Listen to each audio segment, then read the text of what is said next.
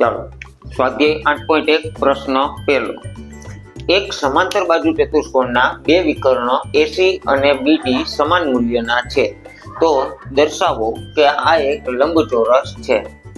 દર્શાવવા માટે સૌથી પહેલા અહીંયા આપણને આપેલી વાત, અહીં ચતુષ્કોણ ABCD સમાંતર બાજુ ચતુષ્કોણ છે તથા એના બે વિકર્ણ AC અને BD સમાન આપેલા છે. તો અહીંયા લંબચોરસ આપણે ક્યારે દર્શાવી શકીએ? તો કે જ્યારે આપણે સમાંતર બાજુ ચતુષ્કોણના ચારેય ખૂણા સમાન હશે તો આપણે એને કહી શકશું કે એ લંબચોરસ છે. અને ચારમાંથી કોઈ પણ એક ખૂણાને પણ આપણે લંબચોરસ દર્શાવી દઈએ તો પણ આપણું કામ થઈ જશે. તો અહીંયા સૌથી પહેલા સાબિત કરવા માટે આવી આપણે મુખ્ય આકૃતિની એક નાનકડી આકૃતિ પ્રતિકૃતિ જોઈએ છીએ કે જે આપણે અલગ કરીએ છીએ, જેમાં A, B, C અને D કંઈક આ પ્રમાણેના નામ છે. આપણને બે અલગથી ત્રિકોણ દેખાડાય છે, જે ત્રિકોણ DAB પ્રકારનો અને ABC નામનો ત્રિકોણ દેખાય છે. અહીં હવે ત્રિકોણ DAB અને ત્રિકોણ ABC માટે આ બંને ત્રિકોણની અંદર કઈ કઈ સમાનતાઓ દેખાય છે, કઈ કઈ વિશેષતાઓ છે એને જરાક ધ્યાનમાં લઈએ. તો સૌથી પહેલી વાત કે અહીંયા BD બે વિકર્ણો કેવા છે? સમાન મૂલ્યના છે. આ ત્રિકોણ માટે ABD વિકર્ણ અને પેલા ત્રિકોણ માટે AC વિકર્ણ સમાન છે. ત્યાં આપેલી છે આ વાત, પક્ષની અંદર કીધેલી છે. ત્યાર પછી બીજી વાત, બંનેની અંદર AB બાજુ છે એ સામાન્ય બાજુ દેખાય છે, સામાન્ય બાજુ. અને આ ચતુષ્કોણ જે છે એ સમાંતર બાજુ ચતુષ્કોણ હોવાને કારણે બાજુ AD અને BC બે કેવા થશે? સમાન મૂલ્યના થશે. તો આ ત્રિકોણ માટે AD બાજુ અને બીજા ત્રિકોણ માટેની BC બાજુ સમાન થાય. કારણ શું? તો કે ચતુષ્કોણ ABCD કેવો છે? સમાંતર બાજુ ચતુષ્કોણ છે. એની સામસામેની બાજુઓ કેવી હોય? સમાન હોય છે. માટે આપણે ત્રિકોણની ત્રણ બાજુઓ, એક ત્રિકોણની ત્રણેય બાજુઓ બીજા ત્રિકોણના અનુરૂપ ત્રણેય બાજુને સમાન હોય તો કઈ શરતનો ઉપયોગ થાય છે? બા શરત મુજબ શું કહી શકીએ આપણે? કે ત્રિકોણ DAB અને ત્રિકોણ ABC સમાન મૂલ્યના થાય, એટલે કે એકરૂપ થશે. આ એકરૂપતાથી આપણને કાંઈ પણ વસ્તુ સાબિત થતી નથી. એનાથી આગળ આ એકરૂપતાની શરતનો આપણે ઉપયોગ કરીએ તો આપણને ખબર પડશે કે આમાંથી આપણે જે જરૂરી છે એ બાજુઓને સમાન દેખાડવાની થશે. આ બાજુ પરથી આપણે જો લખી શકીએ છીએ કે એકરૂપ ત્રિકોણના અનુરૂપ અંગો સમાન હોય છે. તો એના પરથી આપણે કહી શકીએ કે ત્રિકોણનો ખૂણો DAB અને ત્રિકોણ ABC નો ખૂણો ABC સમાન મૂલ્યના થાય. અને ક્રમિક રીતે ક્રમ આપી દઈએ સમીકરણ નંબર 1. બરાબર છે. ચાલો એના પછી હવે આપણે જાણીએ છીએ કે ચતુષ્કોણ ABCD જે છે એ સમાંતર બાજુ ચતુષ્કોણ છે. તો એના ગુણધર્મોનો ઉપયોગ કરીએ અને આપણે જાણીએ છીએ કે સમાંતર બાજુ ચતુષ્કોણના પાસેના ખૂણા કેવા હોય છે? પૂરક હોય છે. એટલે કે સમાંતર બાજુ ચતુષ્કોણ ABCD માં શું વાત થઈ શકે? ખૂણો DAB વત્તા ખૂણો ABC, ખૂણો ABC બરાબર 180 અંશ થાય. કારણ શું છે? તો કે પાસેના ખૂણા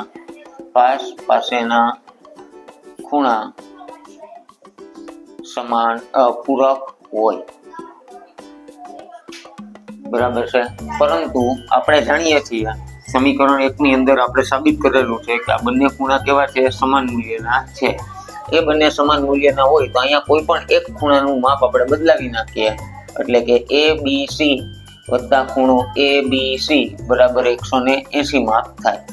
તો બે ખૂણો ABC બરાબર 180 માપ થશે, જ્યારે ખૂણો ABC બરાબર 90 માપ થઈ જશે. એનો મતલબ એમ કે સમાંતર બાજુ ચતુષ્કોણનો એક ખૂણો કેવો છે? કાટખૂણો થયો.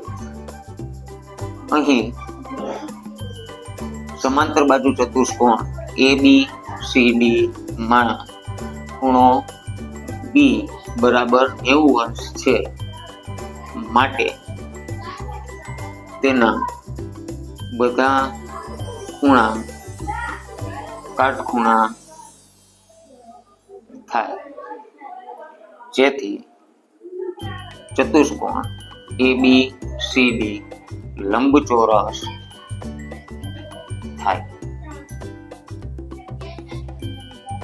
જે આપણે વાત સાબિત કરવાની હતી. તો આ છે દાખલા નંબર 1.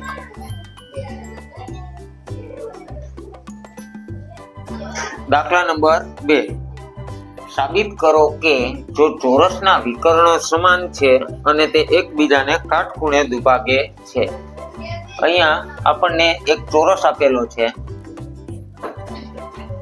A, B, C અને D. આપણે સાબિત કરવું છે કે એના બે વિકર્ણો સમાન છે, એટલે કે AC અને BD સમાન મૂલ્યના છે તથા તે કાટખૂણે દુભાગે છે. તો અહીંયા ધારી લઈએ કે ધારો કે તે O બિંદુમાં છેદે છે. બરાબર. ચાલો, અહીં આપણને માત્ર ચોરસની બાજુનો જ ગુણધર્મ આપેલો છે. અહીં ચતુષ્કોણ ABCD ચોરસ છે, પણ બીજા કોઈ ગુણધર્મ સિવાય કે બાજુ આપણી પાસે છે નહીં. તો સૌથી પહેલી વાત, આપણે ચોરસના વિકર્ણોને સમાન દર્શાવવા માટે આપણે બે ત્રિકોણનો ઉપયોગ કરવો પડે. જે ત્રિકોણ હમણાં જ આપણે આગળ જોયા હતા એ પ્રમાણે આપણે લઈ શકીએ છીએ. એક ત્રિકોણ આ રીતનો આપણને દેખાય છે, બીજો ત્રિકોણ કંઈક આ રીતનો આપણને દેખાય છે. બરાબર છે, જેના નામ A, B, C અને D અનુક્રમે છે. આપણે દર્શાવવું છે કે AB અને CD સમાન મૂલ્યના છે, AC અને BD વિકર્ણો સમાન છે, ચોરસ છે. હવે આકૃતિ પરથી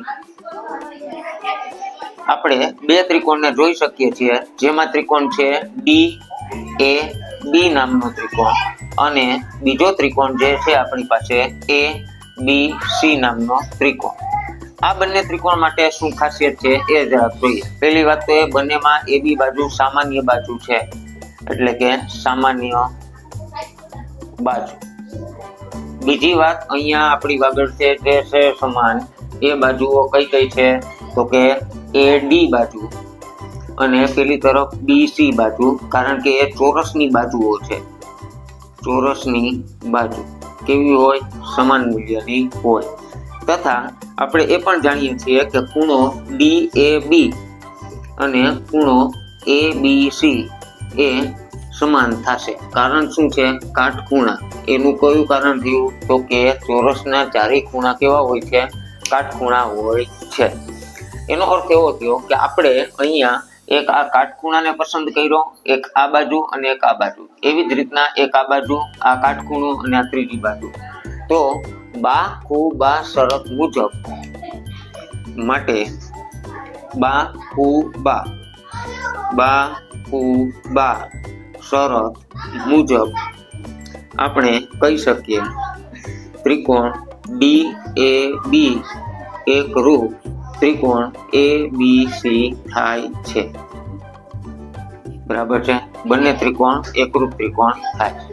આ એકરૂપતાની શરત પરથી આપણને જોવા મળશે કે એકરૂપ ત્રિકોણના અનુરૂપ અંગો સમાન હોય. એ હોય તો આપણે જોઈ શકીએ છીએ અહીંયા BD બાજુ અને AC બાજુ જે ચોરસના વિકર્ણો દર્શાવે છે એ પણ કેવા થશે? સમાન થશે.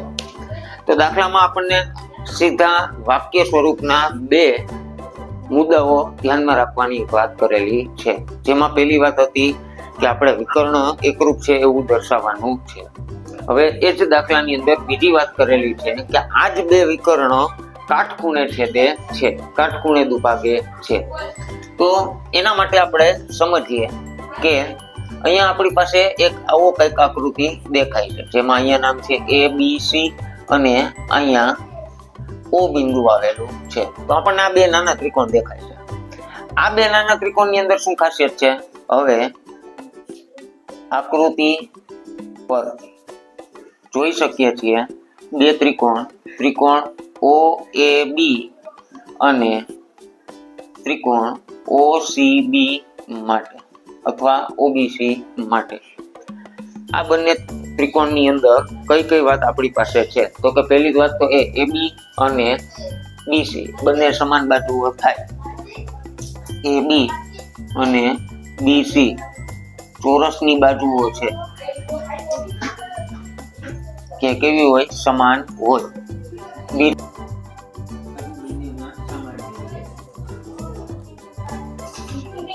સામાન્ય બાજુ. અને ત્રીજી વાત આપણે આડકતરી રીતે તો જાણીએ જ છીએ AB BD અને AC સમાન મૂલ્યના છે. તો આ બંનેના અડધા મૂલ્ય એટલે કે 1/2 BD અને 1/2 AC એ પણ કેવા થાય? સમાન મૂલ્યના થાય. 1/2 BD કે જેને હું OA કહી શકું, AC ના અડધા એટલે કે OA પણ કહી શકું અને OC પણ કહી શકું, એટલે કે બંને મધ્ય બિંદુ પર આવેલા છે. તો તેથી શું કહી શકીએ? આ ત્રિકોણ માટે OA અને પેલા ત્રિકોણ માટે OC. કારણ શું? ત્રિકોણના વિકર્ણ દુભાગે. ત્રિકોણના તો નહીં પણ ચોરસના વિકર્ણ દુભાગે એટલે કે સમાન મૂલ્યથી અડધા થાય.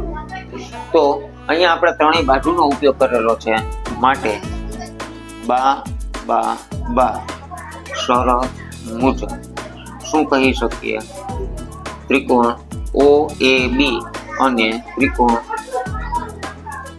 OCB સમાન મૂલ્યના થાય.